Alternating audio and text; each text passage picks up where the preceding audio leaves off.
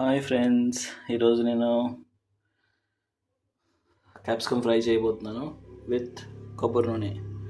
ఇది మామూలు కొబ్బరి నూనె అనుకునేవారు కాదు, it's virgin coconut oil. Okay, sorry friends, ఎవరైనా మంచి లక్ష్మి ఫ్యాన్స్ హాట్ అయ్యి ఉంటే. సో ఇంత కొబ్బరి నూనె తీసుకుంటున్నాను.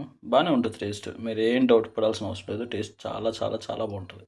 వేసామా, ఇది మంచి ఫ్యాట్ ఉంటుందండి అందులో, చాలా హెల్త్ మంచిది. టేస్ట్ కూడా బాగుంటుంది. ఎలా ఉంటుంది అంటే జస్ట్ కొబ్బరి పాలు లేదంటే ఏమంటారు కొబ్బరి ముక్కలు వేసి ఉంటుంది, ఎలా ఉంటుంది అదే ఉంటుంది అంతే. అంతమించి ఏమీ డిఫరెంట్గా ఉంటుంది. మీకు బాగుంటుంది, ట్రై చేయండి. కొంచెం ఆవాలు వేయండి. ఆవాలు డ్యాన్స్ వేసిన తర్వాత జీలకర్ర వేయండి. చూసారా డ్యాన్స్ వస్తున్నాయి, ఇప్పుడు జీలకర్ర. మంచి స్మెల్ వస్తుంది తెలుసా. తలక రాసుకుని కొబ్బరి నూనెలో కాదు కానీ వేరే ఉంటుంది.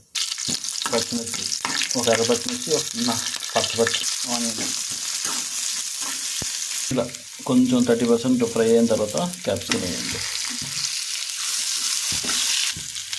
కొంచెం ఉప్పు, కొంచెం కారం, ఇలా అయితే సరిపోద్ది. ఇప్పుడు మనం శనగపిండి వేద్దాం. శనగపిండి ఇలా జల్లీలో నుంచి వేస్తే ఏంటంటే లంప్స్ లేకుండా వస్తాయన్నమాట. బాగా కలపాలండి. అంతే, మన క్యాప్సికమ్ కర్రీ కాదు ఫ్రై రెడీ అయిపోయింది. Coconut capsicum fry.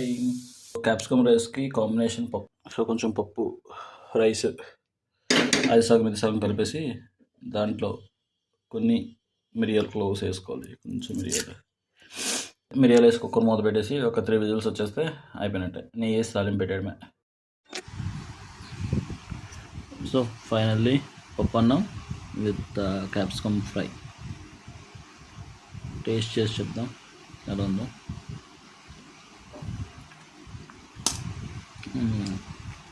బాగుంది, చప్పగా. మీరు కూడా ట్రై చేయండి. Bye friends, thank you.